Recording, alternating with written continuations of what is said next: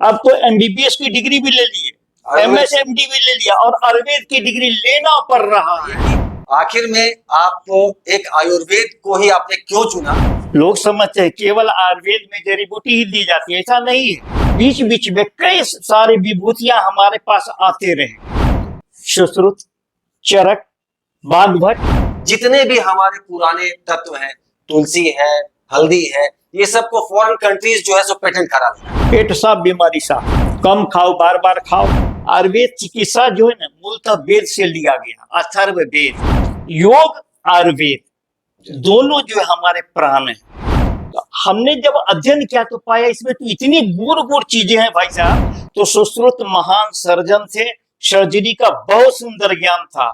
हमको लगता है कि विश्व स्तर पर अभी पतंजलि एक बहुत ऊंचे पायदान पे पहुंच गया है। जबरदस्त मार्केट बन रहा है। और जैसे पति पत्नी में आपस में झंझट हो जाता है, जैसे अर्ली एजुकेशन, तुरंत फॉलो हो जाना, खड़ा नहीं होना, साइज छोटा हो जाना, तो आपस में पति पत्नी के बीच विवाद हो जाता है। रक्त को साफ करने के लिए आप लोग इसका इस्तेमाल रक्त मोक्षण। घर में आप जाइए, हर घर में गिलोय मिल जाए, हर घर में तुलसी, हर घर में एलोवेरा। क्या हो रहा? समुद्र मंथन हुआ था, देवता दानव बिल्कुल तैयार कर तो अमृत का कलश निकला। जहां जहां कलश से अमृत की बूंदे गिरी, गिलोय की उत्पत्ति हो गई। शतावर का प्रयोग, अभी माताएं बहनी पहले जब बच्चों का जन्म देती है ना, दूध बढ़ाने के लिए शतावर सुगंध का प्रयोग करते हैं। सामने देखे, ऊपर देखे, सामने देखे, नीचे देखे। इसको 5 बार करिए, बाएं सामने दाएं, सामने बाएं 5 बार करिए। आंख को धीरे धीरे खोलिए, बंद कीजिए, दोनों हथेली को रगड़ दीजिए, गर्मी को आंख से लगेगी, आंख की रोशनी बढ़ जाएगी ऑटोमेटिक। भारत जाग उठा है, आयुर्वेद एकदम स्वर्णिम युग इसका आने वाला है। हम लोग आगे की ओर बढ़ रहे, कुछ नहीं होगा भाई, बिल्कुल हम ठीक रहेंगे। सर्वे भवन्तु सुखिनः, सर्वे सन्तु निरामया।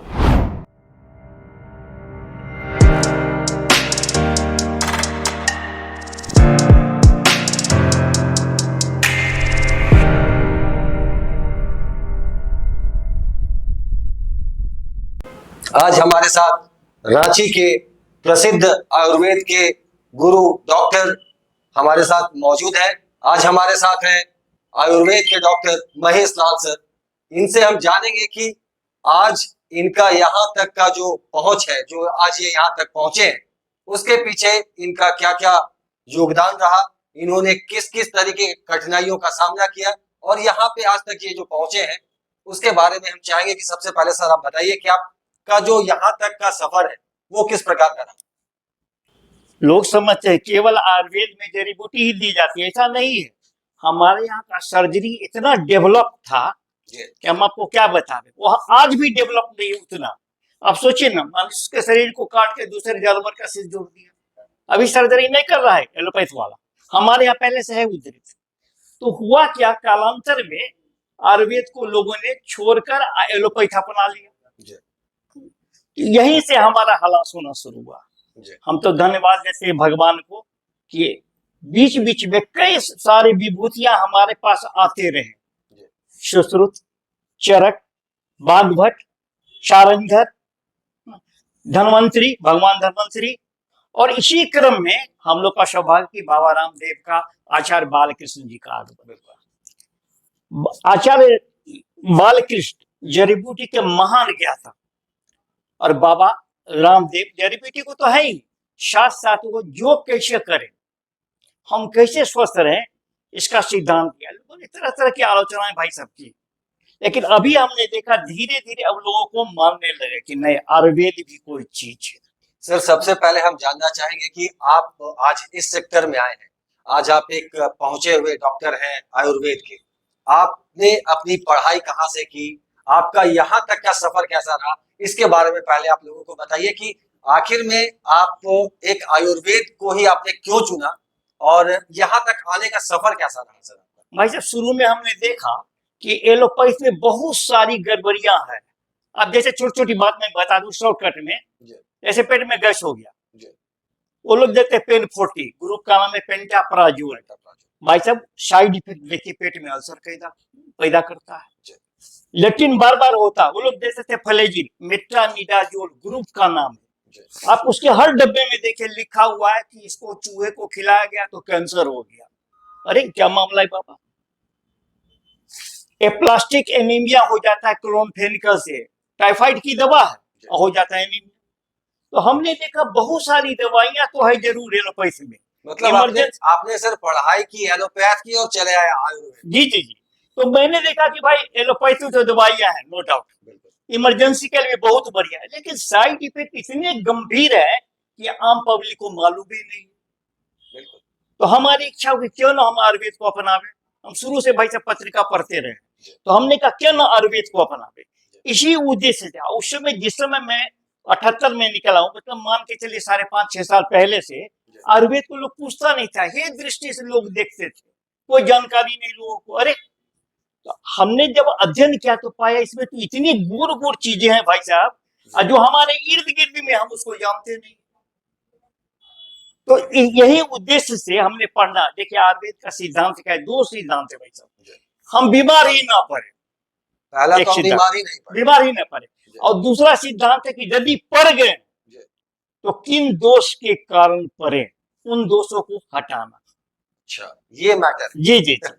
तो पहले क्या है कि हम कैसे स्वस्थ रहे, हम लोग सबको यही बताते हैं। हमारे यहाँ इतनी अच्छे विधि विधान नियम बने हुए हैं, यदि थोड़ा सा भी हम पालन करें सवाल में बीमार पड़ जाए। मतलब यहाँ पे आयुर्वेद में प्रिकॉशन सिखाया जाता है, क्योर बाद में होगा। क्यों? अगर आपको बीमारी हुई ही नहीं, हाँ, तो फिर उसके इलाज की जरूरत क्यों पड़ी? बिल्कुल बिल्कुल बिल्कुल।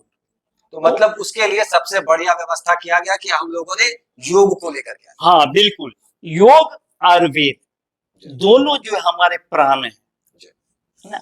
आयुर्वेद की परिभाषा भाई साहब क्या है, जो आयु के बारे में बतावे, आयु हमारी कैसे बढ़ सकती है, हम कैसे स्वस्थ रह सकते हैं। चाहिए आयुर्वेद। शम दोषा समाग्निश्च शम धातु मलः क्रिया प्रसन्न आत्मा इंद्रिय इति स्वस्थ अभिधीयते। बस स्वस्थ की परिभाषा जितना सुंदर अपने आयुर्वेद में कहीं नहीं मिलेगा भाई साहब इस तरह का।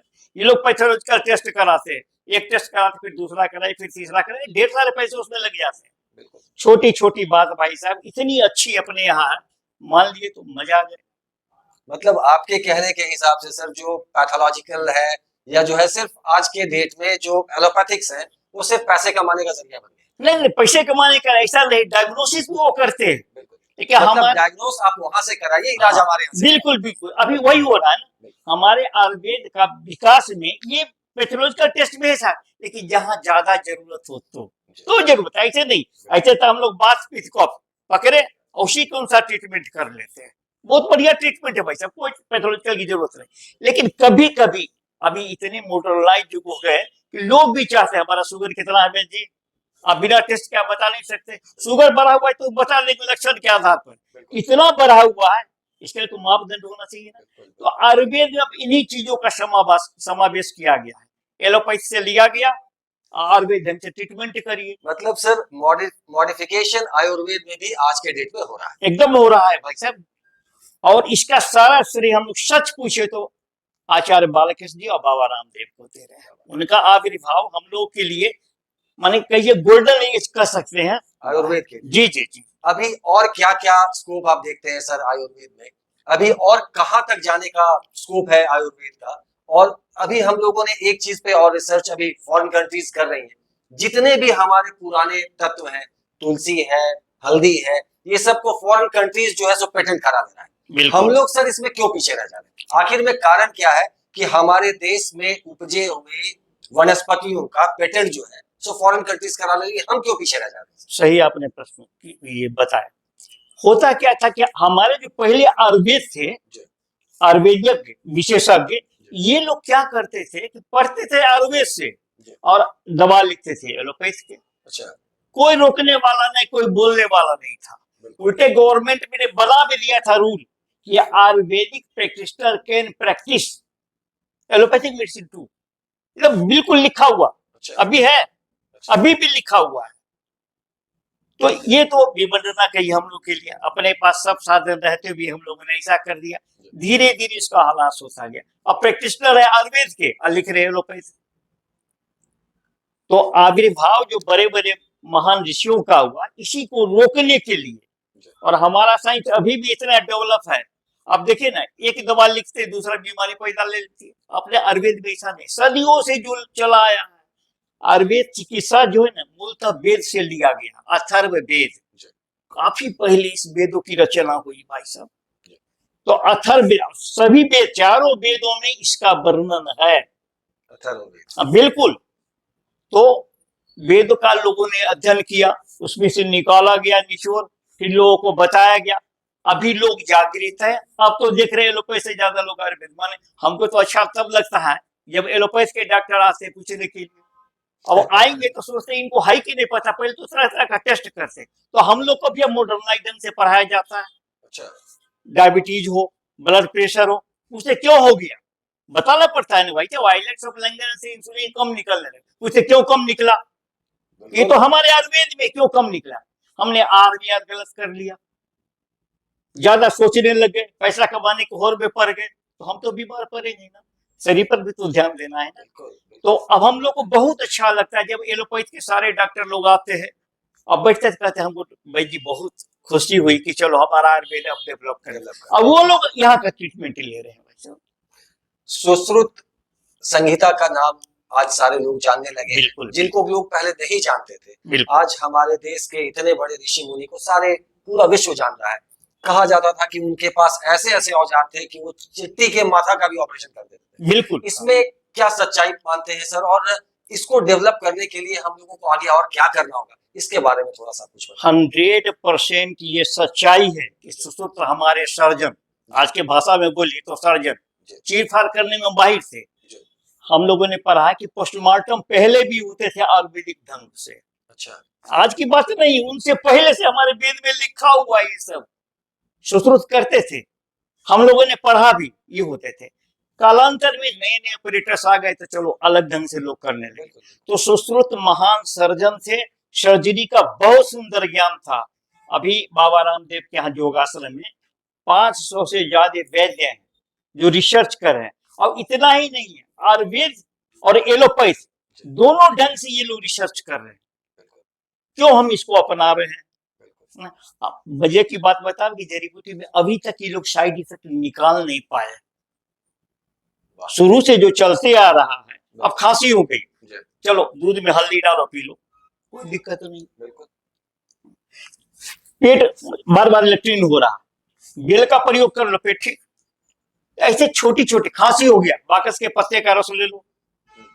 अब इसमें पैसा भी लगने को नहीं। चारों तरफ आप नजर मारिए तो चारों तरफ इन जड़ी बूटियों का समावेश अपने यहाँ। देवता और बस लोगों को इसकी जानकारी नहीं। बिल्कुल बिल्कुल।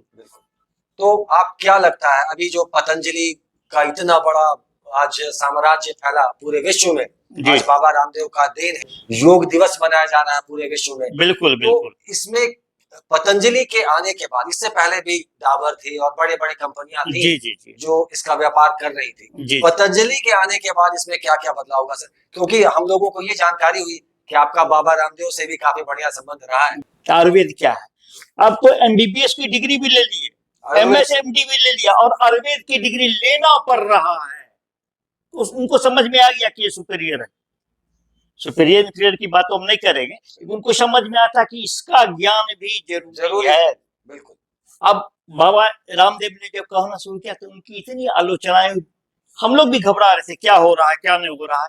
बाद में धीरे धीरे लोगों ने कहा कि नहीं, आयुर्वेद बहुत बढ़िया चीज है। अब मजे की बात है कि भिन्न भिन्न देशों के वैज्ञानिक अब आने लगे रिसर्च करने के लिए जड़ी बूटी पर। छोटी सी बात आपको बता दे, गिलोय कहते ना अमृत, गिलोय का एक नाम अमृता है। और इसकी उत्पत्ति के बारे में आप जानेंगे तो आश्चर्य लगेगा।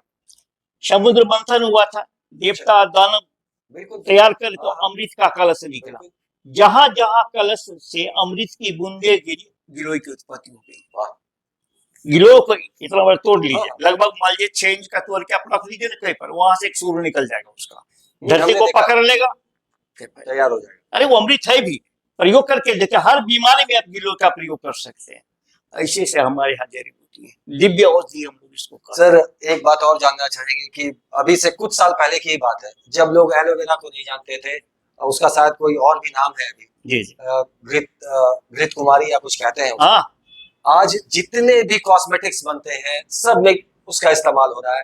फॉरेन कंट्रीज उसको पेटेंट करा लिया है, गिलोय को लोग पेटेंट करा रहे हैं। इस क्षेत्र में हम लोगों का कदम आगे क्यों नहीं बढ़ रहा है? क्योंकि देखिए हम भारतीय पहले सोए हुए थे। अब बताइए हमारे यहाँ की चीज हल्दी पेटेंट करा लिया उसने, हम लोग लड़े वहां पर। तो बहुत सारे, एक नहीं अनेक लाभ उठाना चाहे, चूंकि हम लोग सोए हुए थे इसलिए ये हाल हो रहा था। अब लेकिन नहीं, अब सभी लोग जाग गए, पूरे भारतीय जाग गए। किसी को अनाधिकार चेष्टा नहीं करने देंगे, हमारे चीज को पेटेंट वो नहीं करा सकते। एक से एक दिव्य औषधि यहाँ पड़ा हुआ है, इसलिए अब कोई दिक्कत नहीं है। और धीरे धीरे हम लोग देख, रिसर्च हो रहा है, आधुनिक पुराने दोनों विधि से हो रहा है। अभी पहले था ना कर्ण छेदन, अभी मान लीजिए कहीं पर अग्नि थेरापी कह सकते हैं, जैसे कर्ण हो जाए, अब एक धातु को गर्म किया, उसको लगा दिए, हटा दिए, कोई कष्ट नहीं होता। क्या है, ये सब छिप गया था, कर्ण वेदना सब छिपा हुआ था, सब शुरू हो गया फिर। मतलब आपके हिसाब से जो कान जो छिदाने का जो ये था, वो भी कुछ ना कुछ साइंटिफिक? बिल्कुल बिल्कुल, हमारे यहाँ एक एक चीज में साइंटिफिक है। तो अभी तक ये सामने क्यों नहीं आ पाया था, और अब कहां तक सामने आ पाया, या और कितना बचा हुआ है सामने आने? देखिए, इसके बारे में क्या? जब कभी हम संकट में होते किसी भी क्षेत्र में, तो किसी न किसी महान आत्माओं का प्रादुर्भाव होता है। कभी था ना, पहले जैसे सुश्रुत जी थे, चरक जी, भागवत जी, उसी तरह अभी बाबा रामदेव और आचार्य जी, और इनकी श्रृंखलाएं तैयार हो रही है। इन्होंने ऐसा नहीं है कि लोग सोचते कि भाई बाबा जी के बाद क्या होगा, आचार्य जी बाद, कुछ नहीं होगा। भारत जाग उठा है, आयुर्वेद एकदम स्वर्णिम युग इसका आने वाला है। हम लोग आगे की ओर बढ़ रहे, कुछ नहीं होगा भाई, जब बिल्कुल हम ठीक रहेंगे। अभी चर्चा प्रारंभ होने से पहले आपने एक बहुत अच्छी बात बताई थी सर, कि हम लोगों के यहाँ ऑपरेशन काफी वर्षों से चल रहा है। गणेश जी का आपने एक एग्जांपल, बिल्कुल बिल्कुल, गणेश जी को शायद डायबिटीज भी हो गया था, इसके बारे में क्या बताएंगे सर आप? अच्छा, हमारे आयुर्वेद में डायबिटीज क्या कहते हैं? कहते हैं रोज टहलिए, रोज टहलिए। हाँ, रोज टहलिए, कम खाइए, बार बार खाइए। अच्छा, हमारे विधान क्या भाई साहब, पूरे पेट को यदि 4 भाग में बांट लीजिए, तो कहता है आधा छोड़ दीजिए, और 1/4 में खाना, 1/4 में पानी, आधा छोड़ दीजिए। अब लोग ठूस ठूस के खा रहे, भरपेट खा रहे, मामला तो गड़बड़ी से शुरू होता है। तो बाबा ने या आयुर्वेद के मनीषियों ने लोगों को बताया, दिनचर्या ठीक करो, बीमार पड़ने का सवाल है। हम ज्यादा टेंशन में रहते हैं, पैसा कमाने के होड़ में रहते हैं, घूमते नहीं है, टहलते नहीं है, काम नहीं करते, चाहते हैं खाली मानसिक काम करे, पैसा कमा ले, तो डायबिटीज तो होना ही है।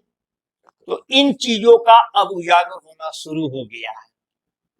अभी घर घर में देखिए, लोग गिलोय, तुलसी आदि का प्रयोग करने लगे। घर में आप जाइए, हर घर में गिलोय मिल जाए, हर घर में तुलसी, हर घर में एलोवेरा। क्या हो रहा है? बदलाव आ रहा है, यही सोच। अभी बड़े बड़े पतंजलि स्टोर्स खुल गए हैं, और हमको लगता है कि विश्व स्तर पर अभी पतंजलि एक बहुत ऊंचे पायदान पे पहुंच गया है। पतंजलि जब स्टार्ट हुआ था, उस समय के पतंजलि और अभी के पतंजलि में सर आप क्या फर्क देखते हैं? आसमान जी भी निकालते रहे भाई साहब। पहले वैद्य लोग भी इतना सोच नहीं पा रहे थे कि इस तरह से इसका स्वर्णिम युग आएगा। अभी देखते हैं, एक तो आप मीडिया का भी हम धन्यवाद देंगे कि आपने यथार्थ को सामने में रखा है ना। विदेश वाले भी समझने लगे, वहां से तरह तरह के रिसर्च स्कॉलर्स हम आने लगे, पीएचडी करने लगे हमारे जड़ी बूटियों पर, और उनको समझ में आने लगा कि नहीं, यही एक ऐसी विधा है जो सर्वोत्तम आप कह सकते हैं। हेम्योपैथिक भी है नो डाउट, लेकिन उनका बेस क्या है भाई साहब? अल्कोहल। वो भी ठीक है, आयुर्वेद का ही वो भी है, लेकिन बनाने की जो विधि है अल्कोहल, बस यही अंतर है। क्या बात है। मतलब आयुर्वेद और हेम्योपैथ के बीच में जो फर्क आप देखते हैं वो अधिक का नहीं है, बस बनाने के विधि। सर एक बात आपसे और जानना चाहेंगे कि अभी आयुष मंत्रालय भारत सरकार के द्वारा ये किया जाता है, इसके द्वारा इस सिस्टम, हमारे आयुर्वेद के सिस्टम में क्या क्या अपलिफ्टमेंट दिया जाता है, क्या क्या फैसिलिटीज दी जाती है? ठीक है, अभी आयुष मंत्रालय ने एक जारी किया था एडवाइजरी, प्रकृति परीक्षण। पहले कभी नहीं हुआ था ऐसा, प्रकृति परीक्षण। प्रकृति क्या? बात, पित्त और कफ। बात, पित्त और कफ, ये 3 से ही डायग्नोसिस होता है कोई भी बीमारी। अब जैसे मान लिया मोटा गए, है ना, किसी को सूख रहा है शरीर, किसी को खांसी हो रही है, किसी का पेट संबंधी बीमारी है, तो उसमें किस बीमारी किस रोग की प्रधानता है, बात पित्तर को, उसके अनुसार लोग ट्रीटमेंट करना शुरू कर दिए हैं। ये बड़ी उपलब्धि है अपने लोगों की। मतलब आयुष मंत्रालय का एक बड़ा ये योगदान है। आयुष मंत्रालय का ही। अभी कुछ दिन पहले तो इन्होंने चलाया था प्रकृति परीक्षण, हर वैद्य के पास चला गया था और बहुत सारे हम लोगों ने इसमें साथ दिया। हम लोगों के प्रति ये आयुष मंत्रालय ने धन्यवाद दिया कि नहीं, आप लोग बहुत बढ़िया काम किए। लोकल लेवल पे आप लोगों का क्या योगदान है सर? आप लोग आयुर्वेद को बढ़ाने के लिए, आप एक आयुर्वेदाचार्य हैं, आयुर्वेद की उपलब्धि को बताने के लिए, आयुर्वेद के इस्तेमाल को बढ़ावा देने के लिए आपके द्वारा क्या क्या किया जा रहा है सर? क्योंकि टीवी के द्वारा तो ऐड आ रहा है पतंजलि का, ये अपने उत्पादों का तो प्रचार कर ही रहे हैं, जिससे कहीं ना कहीं आयुर्वेद को अपलिफ्टमेंट मिल ही रही है। आप लोग आयुर्वेद के बढ़ावा के लिए क्या करते हैं सर? आयुर्वेद के जितने भी वैद्य बाबा रामदेव या आचार्य जी से जुड़े हुए हैं, ये लोग जगह जगह जाते हैं, कहीं कहीं गोष्ठी करवाते हैं, गांव के लोगों को बुलवाते हैं, वो जड़ी बूटी ले जाते हैं, उनको बताते हैं देखो ये अपने घर की। हम लोग जानते भी नहीं, कहते नहीं ये तो हमारे यहाँ है, नाम नहीं जानते। तो हम लोगों को बताते कि देखो कितनी अच्छी अच्छी चीजें हैं हमारे आसपास, हम लोग काम नहीं करते। तो हम सारे वैद्य लोग जगह जगह कहीं न कहीं मीटिंग करते रहते छुट्टी में। अच्छा, लोगों को बुलाते हैं, बताते हैं योग क्या है, आयुर्वेद क्या है, ज्ञान देते हैं। और इससे प्रभावित होके लोग घर घर में अब गमला रखने लगे, जड़ी बूटी लगाने लगे, खोजने लगे कि भाई कहाँ क्या है।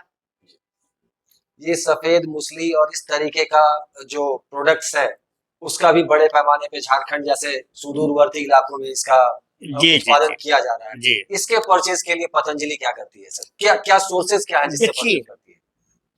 सेक्सुअल प्रॉब्लम हम लोग क्लेब उसको बोलते हैं, तो उसमें कई तरह के प्रॉब्लम आते हैं। और जैसे पति पत्नी में आपस में झंझट हो जाता है, जैसे अर्ली एजुकेशन, तुरंत फॉल हो जाना, खड़ा नहीं होना, साइज छोटा हो जाना, तो आपस में पति पत्नी के बीच विवाद हो जाता है। तो हमारे सब के लिए भी आयुर्वेद में जो है, अरे हमारे यहाँ जो बाजीकरण औषधि है, जैसे अश्वगंध, शतावर, कौंच बीज, श्वेत मूसली, न जाने कितनी औषधियां हैं। यदि इनका प्रयोग किया जाए तो ये प्रॉब्लम भी नहीं आएगा, बिल्कुल आप स्वस्थ रहेंगे। अब ये देखिए, अब लोग जानकारी प्राप्त करते हैं, तरह तरह के मैगजीन में इन चीजों का प्रयोग आने लगा। सर मैं आपको तो जानकारी होगी, 3,500 करोड़ का सिर्फ सेक्सुअल प्रॉब्लम्स को लेकर के दवा का सेल करती है बड़ी बड़ी कंपनियां, और जो सिर्फ इसी पे काम करती है। इसको लेकर के हमारे आयुर्वेद में कहाँ तक डेवलपमेंट किया सर? देखिए, एलोपैथी में जो दवा दी जाती थी, जैसे उसमें टेस्टोस्टेरोन हार्मोन, हमारे यहाँ तो इतनी जड़ी बूटी आप यूज करिए ना, देखिए ना अपने आप बढ़ जाएगा। कोई ज्यादा खर्च भी नहीं है, दवाएं काफी सस्ती है, औषधियां काफी सस्ती है, आप स्वयं भी उसका उत्पादन कर सकते हैं। शतावर का प्रयोग, अभी माताएं बहनी पहले जब बच्चों का जन्म देती है ना, दूध बढ़ाने के लिए शतावर सुगंध का प्रयोग कर लेते हैं, जीरा का प्रयोग कर लेते हैं, दसमूल का प्रयोग कर लेते हैं। क्या है, हमारे यहाँ चारों तरफ उपलब्ध है, कोई जरूरत नहीं एलोपैथी की दवाइयों का। भाई साहब थोड़ा दिन देखिए ना, 5 साल में अभी जिस जन से बाबा का चल रहा है ना प्रोग्राम, यह सारे वैद्य लोग लगे हुए हैं, लोगों का प्रचार प्रसार कर रहे हैं। अपने आप हर घर में आयुर्वेद विशेषज्ञ हो जाए। ऐसे भारतीय के बारे में कहा जाता है, इन लोगों को हर भारतीय कुछ न कुछ आयुर्वेदिक जड़ी बूटी का ज्ञान होता है। बिल्कुल बिल्कुल। अभी तो सर आपने जैसा बताया, हमको भी याद आता है कि गांव में किन्हीं माता बहनों को अगर बच्चा होता था तो उनको सौंठ और हल्दी और क्या क्या सब दिया है ना, तो ये भी तो आयुर्वेद का ही। बिल्कुल बिल्कुल छिप गया था, थोड़ा सा सुसुप्तावस्था में चला गया था, आचार्य मनीषियों ने इसको जगा दिया। योग में, और बाबा रामदेव का भी योग गुरु कहलाते थे, आज वो आयुर्वेद के भी गुरु हैं। दोनों में क्या सामंजस्य है? आयुर्वेद के 4 पिलर कहे गए, स्तंभ, उसमें एक का नाम है योग। योग, हाँ, आयुर्वेद का हिस्सा है। हाँ, योग। दूसरे में है आयुर्वेद, तीसरा में है कि हमारा रूटीन क्या हो, है ना। जैसे मान लीजिए पंचकर्म, षटकर्म, ये सब पहले से है, लेकिन अब बाबा ने लोगों को बताना शुरू कर दिया, लोग जानना शुरू किए। पेट संबंधी बीमारी पंचकर्म करवा लो, बिल्कुल आप ठीक हो जाओ। ये पंचकर्म क्या होता है? हाँ, जैसे बमन, विरेचन, माने अंदर की शुद्धि, नस्य, हाँ, रक्त मोक्षण, खून को सफाई। पहले जानते हैं पहले क्या होता था कि जलों का यहाँ पर लगा दिए, ये क्या जल होता है जलों का कीड़ा है एक तरह का, कह सकते हैं, उसको लगा दिया गया, नस यहाँ पर दर्द है, यहाँ लगा दिया गया। अब वो खून को पी लेते थे जलों का, और लंबा सा हो जाते थे। दुबला पतला जलों का खून पी के मोटा तगड़ा हो गया, छोड़ देता था। ये जो जोंक होता है पानी, जोक जोक, हाँ। तो वो यूज करते थे हम। हाँ, खून की सफाई के लिए अभी भी हो रहा है भाई साहब हमारे यहाँ। रक्त मोक्षण के और तरीके है ना, जलों का हो गया। उसी तरह को मान लीजिए आज तो लोग कहते हैं कि चलो भाई खून निकाल दो, तो तरफ से खून चढ़ा दो, ऐसा नहीं। आप ही का खून को ठीक कर देंगे। डेवलप कर रहा है ना, लोग जानना शुरू कर। अब लोग ना मॉडर्न साइंस के लोग आयुर्वेद पर अध्ययन कर रहे हैं कि क्या हम इससे ले सकते हैं। हमारे यहाँ की किताबें जो है ले गए लोग जर्मनी, कहाँ ले गए, वहां लोग अध्ययन करके कुछ से कुछ निकाल रहे हैं, बता रहे हैं ये। सर आप और क्या लोगों को बताना चाहेंगे आयुर्वेद के बारे में, क्योंकि अभी आप लोगों ने बताया कि इसको लेकर के प्रोग्राम्स चलते हैं आपके, कुछ एक ऐसा आविष्कार जो अभी तक लोगों को नहीं जानकारी है, आप वैसे में से क्या कुछ बताना चाहेंगे लोगों को? आप जैसे अभी आपने बताया कि रक्त को साफ करने के लिए आप लोग इसका इस्तेमाल रक्त मोक्षण, जी, ऐसे ही कुछ अगर आप अपने हमारे व्यूअर्स को बताना चाहें तो। अब जैसे मान लीजिए आंख की रोशनी जी, है ना, बिल्कुल। अब लोग जैसे से जो होता है, लोग कहते हैं आंख की रोशनी कम होते जा रही है, चश्मे का प्रयोग लोग कर रहे हैं। लेकिन यदि आंखों का सूक्ष्म व्यायाम करें, एकदम आसान है, आंखों का व्यायाम, आंखों का सूक्ष्म व्यायाम, सामने देखे, ऊपर देखे, सामने देखे, नीचे देखे, इसको 5 बार करिए। बाएं सामने दाएं, सामने बाएं 5 बार करिए।